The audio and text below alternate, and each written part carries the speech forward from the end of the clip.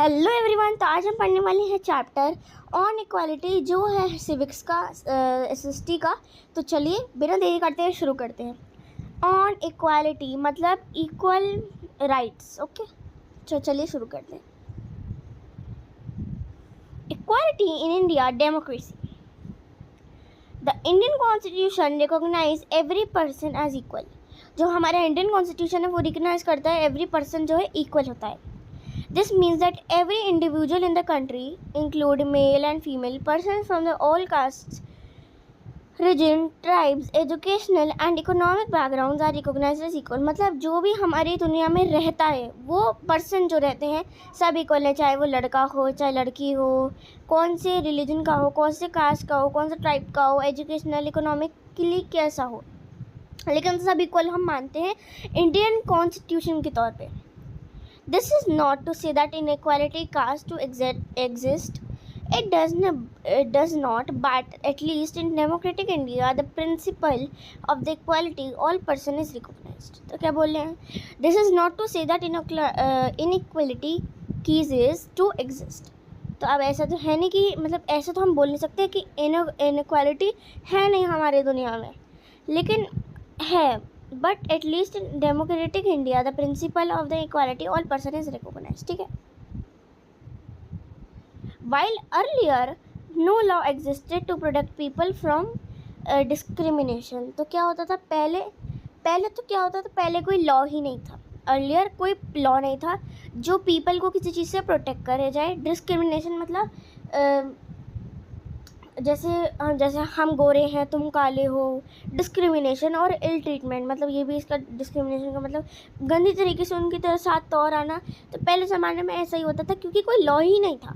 लेकिन अब क्या होता है, now there are several that work to see that the people are treated with dignity and equal. लेकिन अब लॉ भी आ गए हैं, कॉन्स्टिट्यूशन भी आ गए हैं, लोग भी आ गए हैं जो अब सबको इक्वल ट्रीट करा जाए। This recognition of equality includes some of the following provisions in the Constitution. First, that every person is equal before the law। तो वो बोल रहे हैं कि ऐसे कुछ चीज़ें हैं जो हम ध्यान रखनी पड़ती है, कॉन्स्टिट्यूशन में लिखी हुई हैं। पहली चीज़ जो है कि सारे पर्सन को इक्वल माना जाता है लॉ के before. What this means is that every person from the president of the country to Kanta, a domestic worker has to obey the same laws। अब ऐसा नहीं है कि जैसे प्रधानमंत्री है तो वो जो है लॉ नहीं मानेगा, ऐसा नहीं है। अगर कोई मेड भी है, मेड से लेके प्रधानमंत्री तक सबको फॉलो करने हैं रूल। सेकंड क्या बात है, no person can be discriminated against on the basis of their religion, race, caste, place of birth, wherever they are female or male। ये तो हमारे यहाँ होता ही है, मतलब हमारे यहाँ नहीं, मतलब हर जगह होता ही है। ये गलत बात है। सेकंड चीज़ क्या है कि कोई भी डिस्क्रिमिनेट मतलब किसी को भी डिस्क्रिमिनेट नहीं करा जा सकता। किस चीज़ पे? रिलीजन पे, कि तुम मुस्लिम हो हम हिंदू हैं ना, ऐसे करके। Race, caste, place of birth, तुम कहाँ पैदा हुए हो, अच्छा तुम तो इतने लो कंट्री में पैदा हुए, तुम यहाँ पैदा हुए हो, ऐसा डिस्क्रिमिनेशन नहीं करा जाता। और ये सबसे बड़ी बात कि तुम तो लड़की हो, तुम औरत हो, हम लड़के हैं, ऐसा नहीं होता है। ठीक है, ये हमें चीज़ ध्यान रखनी पड़ती है। तीसरी चीज़, every person has access to all public places including playground, hotel, shops, market. बोल रहे हैं जो सारे लोग हैं, जैसे सारे जो लोग हैं वो PVR सुना ही होगा आपने, एक मूवी हॉल सिनेमा। तो वहाँ पर ऐसा तो नहीं है कि अमीरी लोग जाते हैं, तो हाँ ये पब्लिक सेंटर है, यहाँ पर सारे लोग जा सकते हैं। ठीक है, ऐसा बोल रहे हैं। और ये कहाँ पर? प्लेग्राउंड पे, होटल में, शॉप पे, मार्केट में। ऐसा नहीं है कि बस रिच पीपल जा सकते हैं, all poor people can also go, क्योंकि ये पब्लिक प्लेस है। आप कोई नहीं होते हो मना करने वाले कि हाँ आप यहाँ पर नहीं आ सकते। ऑल पर्सन, सारे लोग क्या है वो पब्लिकली अवेलेबल वेल्स यूज़ कर सकते हैं, रोड भी यूज़ कर सकते हैं, बाथिंग घाट्स भी यूज़ कर सकते हैं। आप गंगा रिवर देखा ही होगा, सब लोग हम नहाने जाते हैं वहाँ पर, है ना, हरिद्वार में। तो वहाँ पर ऐसे तो नहीं है कि जो ब्लैक पीपल्स होते हैं, वाइट पीपल, उन्हें मना कर दे कि तुम नहीं नहाओगे यहाँ पर अगर हम आ रहे हैं। तो पहले होता था, और इस चीज़ को क्या बोलते थे? अनटचेबिलिटी। वो अभी हम आगे पढ़ेंगे इस चैप्टर में। तो वो बोल रहे हैं हम जो भी पब्लिक प्लेसेस हैं तो वहाँ पर सब चीज़ लोग सारे लोग यूज़ कर सकते हैं। फोर्थ, जो चौथी चीज़ है वो बहुत मतलब अच्छी है, मतलब जानने वाली है। Fourth, untouchability has been abolished. Untouchability मना कर दी गई है। पहले क्या होता था, अनटचेबिलिटी होती थी, जैसे हम यहाँ ऊपर फोटो में देख सकते हैं।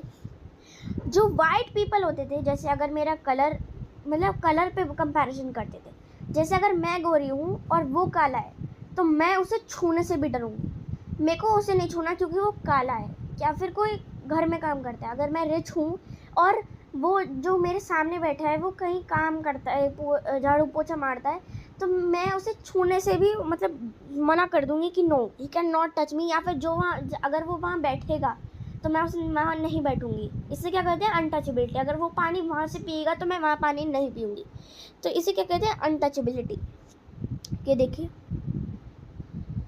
the two ways in which the government has tried to implement the equality that is granted in the constitution is the first through laws and second through the government programs। तो जो दो वे हैं जब government ने try करा है implement करने के लिए इक्वालिटी बढ़ाने के लिए, वहाँ पर कहाँ लिखा है, लॉज पे, और कहाँ पर, सेकंड, गवर्नमेंट प्रोग्राम पे, ठीक है, और स्कीम्स पे, to help disadvantage communities. Okay, there are several laws in India. बहुत सारे लॉ हैं इंडिया में, और वो क्या करते हैं, सारे पर्सन की क्या करते हैं, प्रोटेक्ट करते हैं एवरी राइट। तो जैसे राइट टू इक्वालिटी है, जैसे all people are treated equally, तो ये हमारी क्या है, एक राइट है जो एक कॉन्स्टिट्यूशन ने, है ना। तो ऐसे सेवरल लॉज हैं जो इंडिया ने बनाए हैं। एवरी पर्सन की जो राइट होती है, जैसे right to equality, right to speech, right to view, right to fundamental rights, है ना, ऐसे करके जो होता है राइट्स, वो गवर्नमेंट ने बनाई है, कॉन्स्टिट्यूशन ने बनाई है, जैसे कि हर पर्सन इक्वली ट्रीटेड करा जाए। In addition to laws, the government has also set up several schemes to improve the lives of communities and individuals who have been treated unequally for several centuries। तो क्या हुआ है, government ने एक several schemes भी बनाई है, जैसे मिड डे मील वगैरह वगैरह। तो गवर्नमेंट ने ऐसी स्कीम्स बनाई है, जैसे कुछ जैसे पुअर पीपल्स होते हैं जो कहीं काम करते हैं ना, तो उनके लिए स्कीम भी बनाई है कि आप अनइक्वली बिल्कुल ट्रीट ना करे जाओ। होता है ना कि देखो, मैं आपको एग्जांपल देती हूँ, जैसे कि अगर वो इस ग्लास से पिएगी तो हम इस ग्लास से नहीं पिएंगे, तो उसके लिए एक अलग ग्लास होगा। So this is wrong. अगर कोई सेंचुरी से ऐसे अनइक्वली ट्रीट करा हुआ आता है, तो गवर्नमेंट ने उसके लिए क्या बनाई है, सेवरल स्कीम्स बनाई है कि वो इक्वली ट्रीट करा जाए। These schemes are to ensure greater opportunity for people who have not had this in past। तो वही मैंने जैसे बताया कि सबको गवर्नमेंट ने क्या बनाई है, स्कीम बनाई है कि अगर आप इतने सालों से अनइक्वली ट्रीट हुए हुए आ रहे हो, सेंचुरी से अनइक्वली ट्रीट होते हुए आ रहे हो, तो मैं मतलब गवर्नमेंट ने स्कीम्स बनाई ऐसे जो पीपल इक्वल ट्रीट करे जाए, ठीक है। One of the steps taken by the government includes the mid day meal. जैसे मैंने अभी बताया मिड डे मील स्कीम। अब मैं आपको बताती हूँ क्या होता है mid day meal scheme. Wow, ये कितनी प्यारी फोटो बनाई है to like explain it briefly. Mid day meal क्या होता है, जो पुअर स्टूडेंट होते हैं, है ना, तो वो जब स्कूल आते हैं तो वो इतना अफोर्ड नहीं कर पाते, है ना।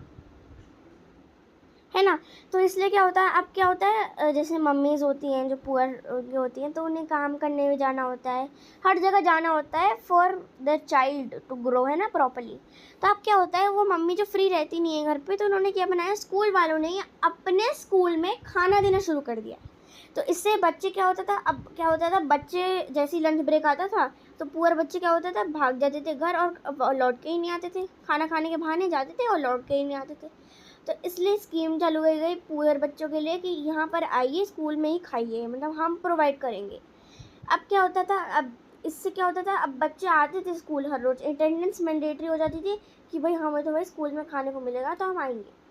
तो ये होता था इसमें। जैसे this refers to a programme introduce in all government elementary, all जो भी सारे गवर्नमेंट स्कूल्स होते हैं उसमें वो हो गई है, ये प्रोवाइड हुई है चिल्ड्रन को विथ कुकड लंच, मतलब स्कूल में ही लंच कुकड होगा। Tamil Nadu was first state in India to introduce this scheme Tamil Nadu पहली स्टेट थी जिसने ये इंट्रोड्यूस करा था मिड डे मील स्कीम 2001 में. This is an important thing. The Supreme Court आज all the state governments to begin this programme. फिर जब उन्होंने देखा कि यार अटेंडेंस भी हो रहा है, ये भी हो रहा है, तो उन्होंने क्या कर दिया, सारे देशों की गवर्नमेंट स्कूल को बोल दिया कि आप भी इसको चालू करें, है ना. फिर Supreme India school within 6 month के अंदर आप ये प्रोग्राम शुरू करें. ठीक है. This programme has had many positive effect हुए इस चीज़ को करके, मिड डे मील को, है ना. These include the fact that more poor children have begun enrolling the regularly attending school. मैंने आपको जैसे बताया कि खाना खाने के बहाने लोग आते थे स्कूल, भाई हमें यहाँ खाना मिलेगा, कम फीस भी देनी पड़ रही, तब भी हमें खाना मिल रहा है. ठीक है. Teacher reported that earlier children would often go home for lunch and then, अभी मैंने आपको जैसे बताया कि फिर क्या होता था, पहले जब हम खाना नहीं देते थे स्कूल में तो क्या करते थे, बच्चे बोलते थे भाई हम घर जा रहे हो, खाना खा के आ जाएंगे, लेकिन घर जाते थे फिर लौट के ही नहीं आते थे, है ना. लेकिन जब मिड डे मील चालू हुआ है तो प्रोवाइडेड, खाना तो स्कूल में प्रोवाइड हो रहा है, तो अटेंडेंस क्या होगी, इम्प्रूव हो गई है. मदर को जिनको अपना वर्क छोड़ के उनके लिए खाना बनाना पड़ता था घर पे, लेकिन नाउ अब ऐसा नहीं करना पड़ रहा. This program has also helped to reduce caste. अब क्या होता है, ये प्रोग्राम ने क्या करा है, ठीक है, इस प्रोग्राम ने क्या करा है, अब जैसे हम कास्ट में कंपैरिजन करते हैं, जैसे ये मुस्लिम है, ये हिंदू है, ये पुअर है, ये रिच है, तो अब इससे ये भी कम हो गया. अब आप बोलोगे ऐसा कैसे हो गया. अब children of all caste in the school eat this meal together. जैसे अब लोग तो जैसे ये मानते हैं, ये मुस्लिम है, ये हिंदू है, ये सिख है, ये ईसाई है, तो ये सब क्या होता है, अभी एक साथ बैठ के खाते थे. अब इन्हें बचपन से ही सिखाया जा रहा है कि हम चाहे कोई से भी रिलीजन में हो, हम एक साथ बैठ के खाएंगे या फिर एक साथ जुड़ के रहेंगे, लड़ाई झगड़ा नहीं, है ना. All caste eat meal together and in quite a few place Dalit women have been employed to cook the meal. ये बहुत अच्छी चीज़ है. जो दलित होते हैं वो लो कास्ट पीपल होते हैं, ऐसा माना जाता है, मतलब पुअर पीपल्स होते हैं दलित में, तो जो दलित वुमेन होती हैं उनसे ही बनवाया जाता है खाना, जैसे कि बच्चों को लगे कि दलित ऐसा कुछ नहीं होता है, सब इक्वली ट्रीट हो. The mid day meal programme also help to reduce the hunger of poor student. जो पुअर स्टूडेंट होते थे उनकी भूख को भी मिटाया जा रहा है इससे. फिर वो मतलब खाना भी नहीं मिल पाता था उन्हें, कुछ पुअर स्टूडेंट को, who often come to school and can not concentrate because of their stomach are empty. तो अब जो पुअर बच्चे थे उनके पास खाने के लिए तो कुछ होता नहीं था, तो अब वो स्कूल में कम ध्यान देते थे क्योंकि उनका पेट क्या होता था, खाली होता था, उन्हें भूख लगती रहती थी, है ना. मतलब वो इससे यही बोलना चाहते हैं कि कितना काम करा है इस स्कीम ने. While government programs play an important role in increasing quality of opportunity, there is much that still needs to be done. तो इतना ही काफ़ी नहीं है, और भी किया जा सकता है हमारे देश में. While the midday meal program has helped increase the enrollment and attendance of poor children, वही बोल रहे हैं अटेंडेंस बढ़ा दी गई है, जैसे बढ़ गई है चिल्ड्रन की जब मिड डे मील शुरू करा गया, है ना. There continues to be a big difference in our country. अब बिग डिफरेंस हो गया हमारी कंट्री में between schools that the rich attend and those, है ना, that the rich attend and those that the poor attend. Even today there are several schools in our country which Dalit children are discriminated against and treated unequally. तो अब ये नहीं कि mid day मील हो गया तो अब बच्चे मतलब ऐसा हो जाएगा, लेकिन अभी इतना कुछ सुधरा नहीं है ना. अब क्या हो गया है, जो जैसे हमारा रिच बच्चे आते हैं स्कूल में, पुअर को मना कर दिया जाता है.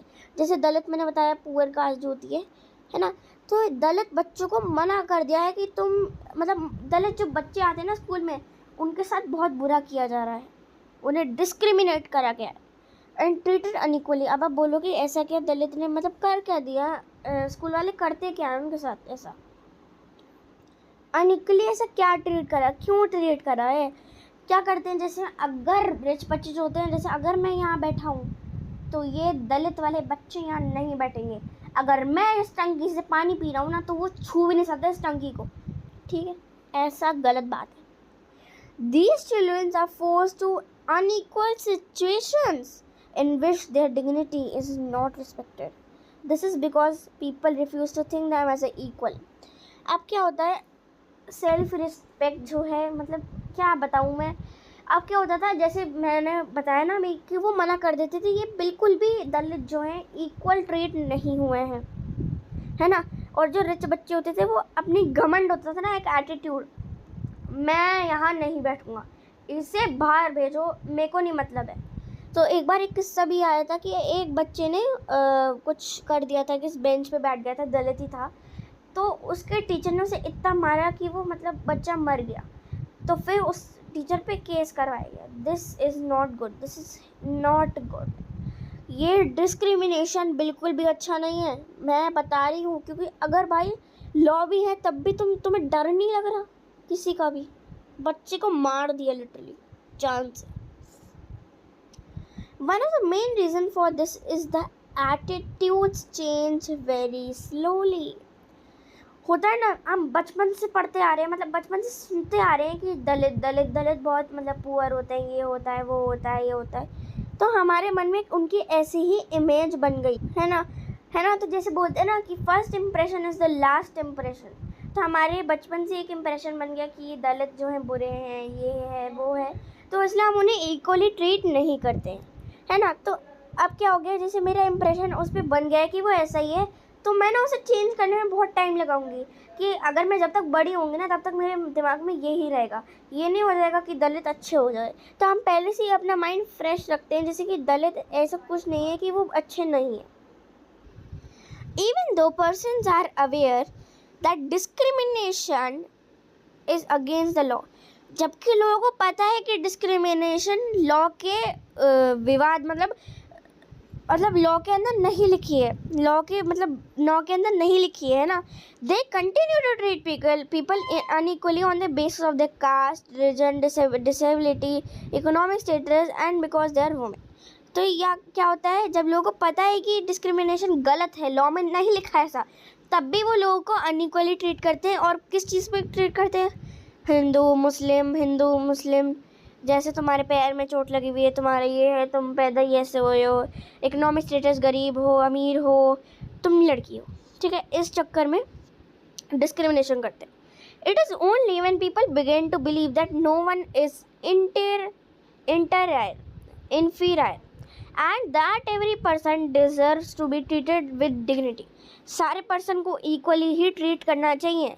That present attitude can change, और वो हम एटीट्यूड चेंज करें उसके लिए is establish equality in a democratic society is a continuous struggle and one in which individual as well as a various communities in India contribute, and you will read more about this. ठीक है, ये बोल रहे हैं सबको equally ही treat करना चाहिए। Issues of equality in other democracies, issue जो है इक्वालिटी में अदर डेमोक्रेसीज के अंदर। You are probably wondering whether India is only democratic country in which there is inequality. अब आप बोलोगे कि आप यही सोच रहे थे कि इंडिया में ही इनइक्वालिटी होती है, इक्वालिटी से नहीं रखा जाता है लोगों को, है ना। लेकिन where the struggle for equality that continues to exist, the truth is that in many democratic countries around the world that the issue of equality continues to be a key issue. ऐसा नहीं है India में ही होती है inequality, हर जगह, मतलब ऐसी और डेमोक्रेटिक कंट्रीज हैं जहाँ पर इनइक्वालिटी के साथ सबको ट्रीट करा जाता है, around which communities struggle. So for example, in the United States of America, the African Americans whose ancestors were the slaves who were brought over from Africa continue to describe their lives as largely unequal.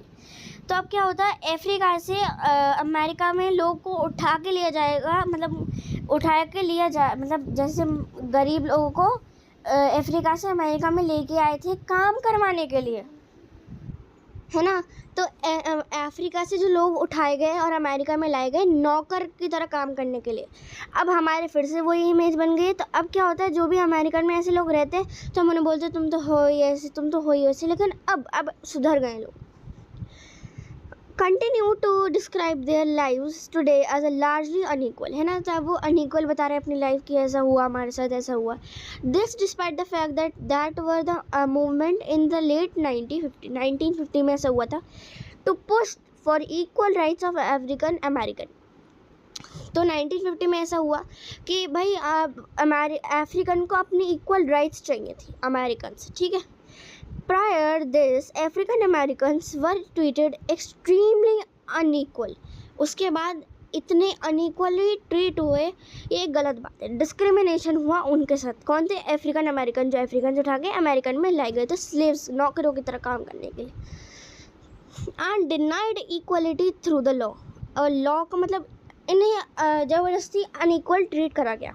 For example, when traveling by the bus, they either had to sit at the back of the bus or get up from the seat whenever a white. ये देखो, ये वाली जो line है, this is an important line, this is very bad. यहाँ से लेके यहाँ तक. तो वो बोल रहे हैं जो भी अफ्रीकन अमेरिकन थे, जब भी वो बस में ट्रैवल करते थे तो उन्हें बस के सबसे पीछे वाली सीट पे बैठना पड़ता था. अगर वो बैठे भी हैं, अगर कोई, जैसे वो काले होते होंगे, तो अगर कोई भी वाइट पीपल आता होगा, कोई रिच वाइट पीपल, जो गोरा आदमी आता होगा, तो उन्हें अपनी सीट उन्हें देनी पड़ती थी. This is a lot bad happened with them.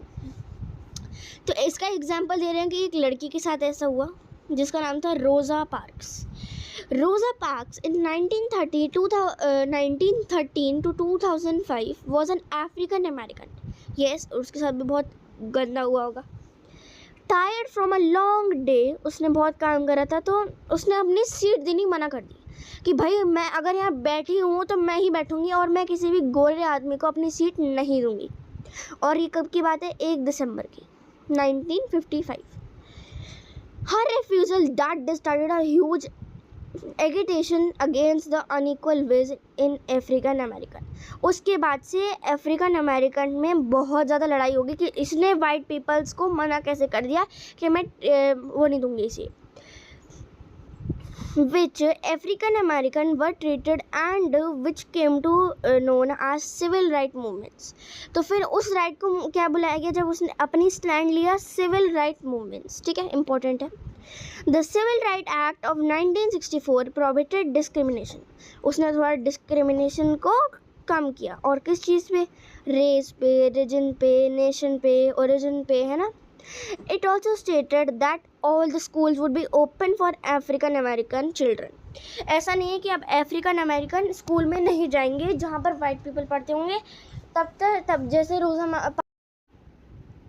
है ना, तो द स्कूल अब उन्होंने बोल दिया था कि स्कूल अफ्रीकन अमेरिकन चिल्ड्रन के लिए भी खुलेंगे, हमें नहीं पता, है ना. और वाइट पीपल जहाँ पर होंगे तब हमारे बच्चे भी वहीं पढ़ेंगे. And that they would no longer have to attend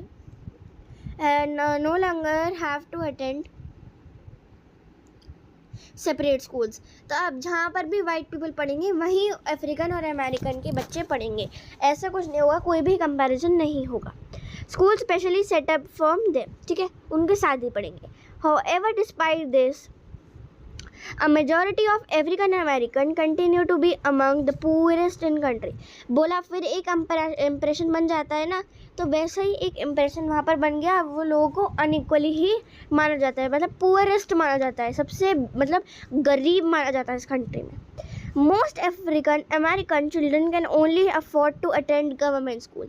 कुछ अफ्रीकन मतलब सारे मतलब सब ज़्यादा से ज़्यादा अफ्रीकन अमेरिकन बच्चे क्या करते हैं? गवर्नमेंट स्कूल कर सकते हैं अफोर्ड, क्योंकि पुअर है वो लोग. That have fever facilities and poorly qualified teachers. अब अगर पैसे भी कम ले रहे हैं ना, तो उनके पास मतलब ऐसी अच्छी टीचर्स भी नहीं होंगी, पुअर ही टीचर्स होंगी जिनको मतलब खुद पढ़ना आता नहीं होगा, पढ़ाएंगी. As compare to white students. अब वाइट जो गोरे बच्चे हैं, रिच पीपल हैं, उनके स्कूल तो प्राइवेट स्कूल्स होंगे और जहाँ टीचर भी बहुत अच्छे होंगे. और live in areas with government schools areas are highly rated as private schools.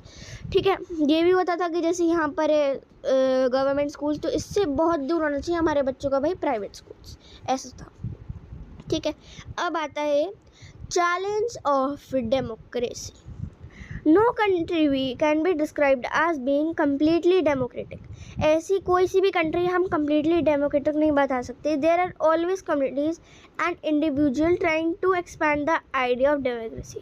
तो कोई ना कोई इंडिविजुअल ट्राई करता है एक्सपैंड करने में अपनी डेमोक्रेसी और पुश करता है greater recognition of equality existing as well as the new issues, है ना. Central to this is that the struggle for the recognition of all persons are equal and for their dignity to be maintained. In this book, you will read about how the issues of equality affect various aspects of our daily lives. तो बता रहे हैं कि equality कैसे affect करती है हमारी daily life में. हम इस बुक के अंदर और ऐसी चीज़ें पढ़ेंगे, है ना. Where is our daily life in democratic India, है ना. डेमोक्रेटिक इंडिया में as you read these chapters, think about whether the equality of all person and their being able to maintain the dignity upheld. तो वो यही कहना चाहते हैं इस चैप्टर में पूरे कि आप भी एक बार देखना कि कैसे हमारे यहाँ अनइक्वली ट्रीट करा जाता है बच्चों को. जैसे होता है दलित बताया था, तो इन्हें क्या होता है बुरे तरीके से ट्रीट करा जाता है. ठीक है ना. तो अब इस ब्लू बॉक्स पे आते हैं. ये बहुत इंपॉर्टेंट है. यहाँ पर बताया हुआ है कि expert from article 15 of the Indian constitution में क्या है लिखा हुआ है. Prohibition of the discrimination on grounds of religion, race, caste, sex और प्लेस ऑफ बर्थ. तो यहाँ पर डिस्क्रिमिनेशन करना बिल्कुल मना है. किस चीज़ पे? रिलीजन, हिंदू, मुस्लिम, है ना, रेस, और आपका जैसे लड़की है, लड़का है, और आप कहाँ पैदा हुए हो, इस पर बिल्कुल मना है किसी भी चीज़ की डिस्क्रिमिनेशन की. The state shall not discriminate any citizen on ground, है ना. तो अब ऐसा भी कोई सा भी सिटीज़न, हमारी स्टेट ऐसी नहीं होनी चाहिए कि वो मतलब कि आप मतलब बिल्कुल डिस्क्रिमिनेट नहीं करना है. जैसे वो काला है, वो ये है, वो लड़की है, वो लड़का है, तो कहाँ पैदा हुआ है, कैसा है इकोनॉमिकली, है ना. तो हम किसी भी चीज़ से बच्चों को डिस्क्रिमिनेट, कहीं किसी भी पीपल को डिस्क्रिमिनेट नहीं करना चाहिए, है ना. जैसे लड़की हो, लड़का हो, है, जैसे मैंने बताया अभी आपको. No citizen shall on grounds only, यही फिर से बात हुई, बर्थ और any of them be subject that any disability, liability, restriction और कंडीशन विद रिगार्ड टू. हम इसलिए भी डिस्क्रिमिनेशन नहीं कर सकते कि अगर उसे डिसेबिलिटी है, इन द सेंस उसके पैर में कुछ हो रहा है, उसको वो हो रहा है, तो उससे मतलब बिल्कुल भी डिस्क्रिमिनेट नहीं करा जा सकता है. ये लॉ के अंदर लिखा हुआ है, आर्टिकल 15. आप अरेस्ट हो जाओगे अगर आपने ऐसा कुछ करा, है ना. फिर आता है access to shops, public restaurants, hotel and places of public entertainment. PVR है, होटल्स हैं, शॉप्स हैं, ये पब्लिकली बने हुए हैं.